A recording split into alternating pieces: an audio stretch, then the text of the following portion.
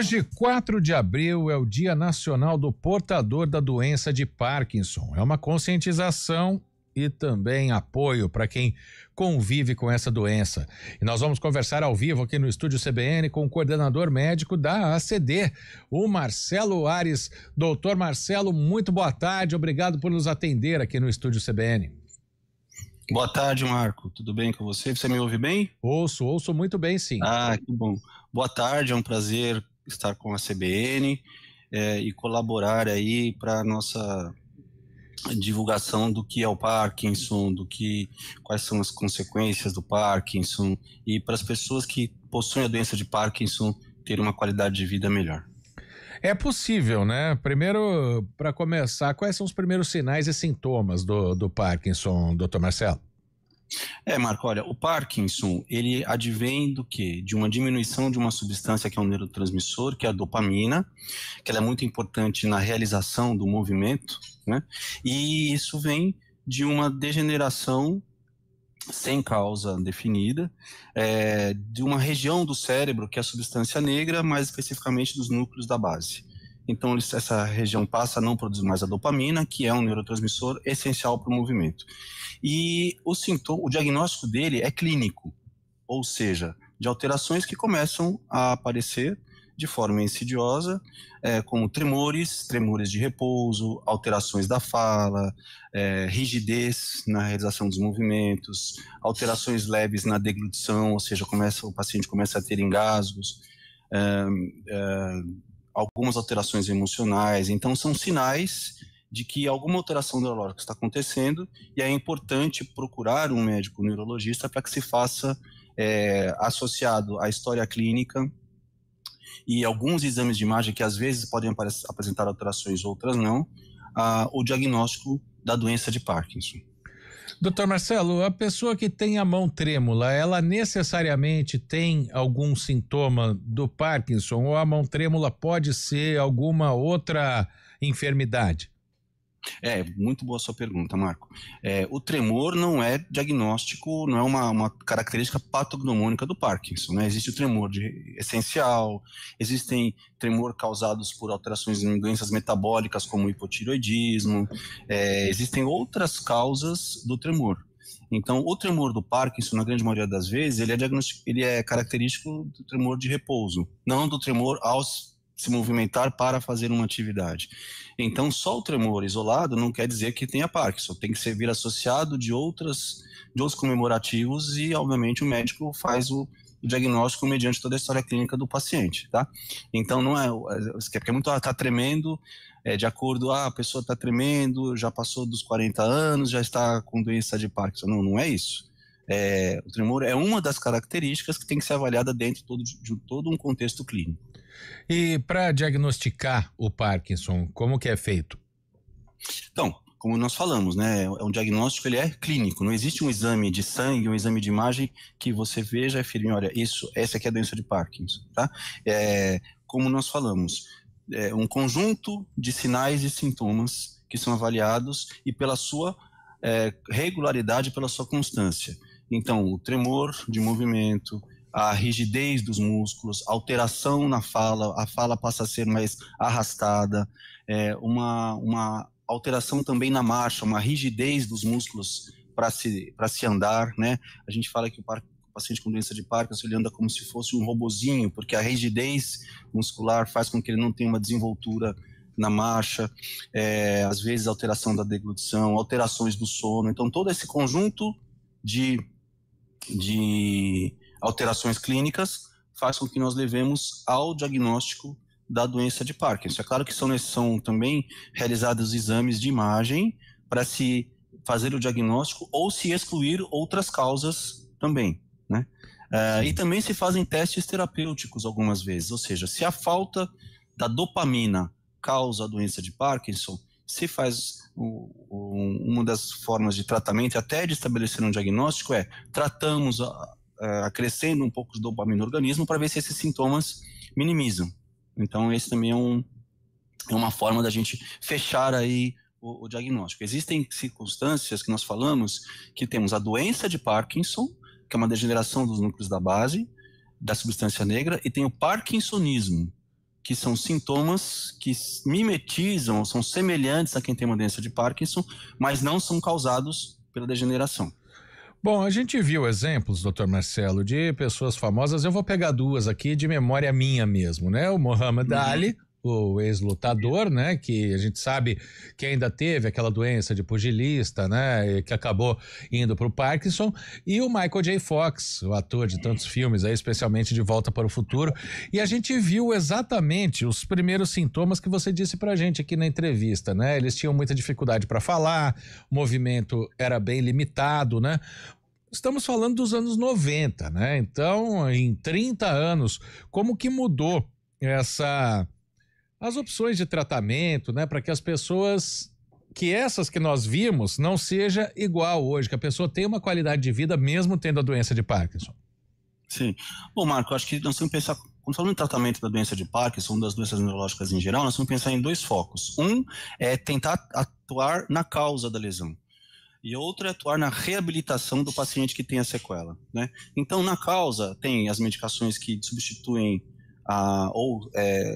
acréscimo de dopamina no organismo, né? Tem hoje em dia uma série de medicações e sempre tem que ser dadas com controle neurológico, porque além dela melhorar, ela pode ter outros efeitos colaterais, né? Então, a indústria farmacêutica desenvolveu tanto a dopamina em si, quanto formas de liberação da dopamina. Existem neurocirurgias também que são realizadas para atuar nos distúrbios do movimento, né? Que são um dos avanços maiores foi os estimuladores cerebrais, que é o DBS que nós falamos, né? Deep Brain Stimulation, que eles meio que ajudam a um controle da movimentação através dos estímulos cerebrais, isso resumidamente falando. Então, isso foram avanços que foram acontecendo no dia a dia. E nós tivemos, paralelamente, os avanços e o conhecimento da doença levando a um tratamento de reabilitação para esses pacientes, que é muito importante também, né? As técnicas de reabilitação, as técnicas de exercício, as técnicas de auxílio nas atividades de vida diária. Uma coisa que nós achamos que é muito importante também são os grupos de pacientes que convivem com a patologia para que eles se conheçam, para que eles troquem experiências.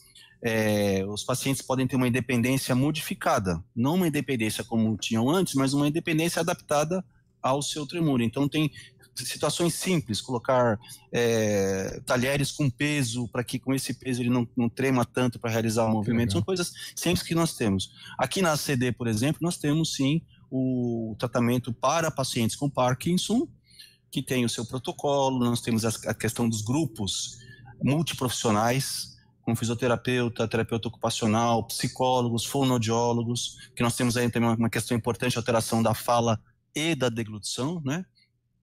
Então, que são avanços tanto na área do tratamento da doença de base, quanto na área da reabilitação. E a pessoa que tem o Parkinson, ela sempre tem o mesmo, claro que com o tratamento pode diminuir os efeitos e você acabou de citar o exemplo, mas por exemplo, ela vai acabar perdendo a independência uma hora ou consegue com o tratamento ainda levar uma vida quase que normal? Ótima pergunta também. O que nós observamos na nossa experiência também nesses grupos? O tratamento ele tem que ser feito de acordo com a fase que o paciente apresenta, né? Então ele está numa fase inicial, nós vamos atuar nessa fase da reabilitação.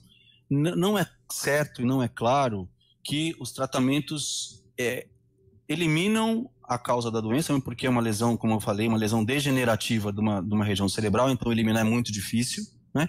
Então pode acontecer, de acordo com o tempo, com o envelhecimento e com a degeneração, outros momentos de piora do paciente. Então são diferentes fases. Então o que acontece? O paciente participa do grupo de uma fase, mas ele pode retornar com um déficit maior no seu dia a dia. A gente tem que trabalhar adaptando ao quadro clínico que ele tem. Resumindo, não há uma possibilidade de cura da doença, mas uma possibilidade de adequação às atividades de vida diária, a melhora da qualidade de vida. Não podemos esquecer também que o Parkinson, ele tem não só alterações motoras e sensoriais, leva o paciente a alterações da parte cognitiva e da parte emocional, que é uma área que tem que ser também muito bem abordada. Nós temos alterações do sono, que também é uma área que que atrapalha muito o dia a dia. Então, tem sempre que se pensar no âmbito motor e no âmbito cognitivo e emocional para se dar um tratamento pleno para a doença. Bom, nós estamos falando com um representante, com um médico, coordenador médico da AACD, que tem o nome, né? Associação de Assistência à Criança Deficiente, mas que atende pessoas de todas as idades. Então eu queria que você falasse pra gente, doutor Marcelo, como é o acolhimento, né? Você tem grupos de apoio para pacientes, para familiares, já que nós estamos falando aí com uma das grandes potências para cuidar de pessoas, que é a AACD.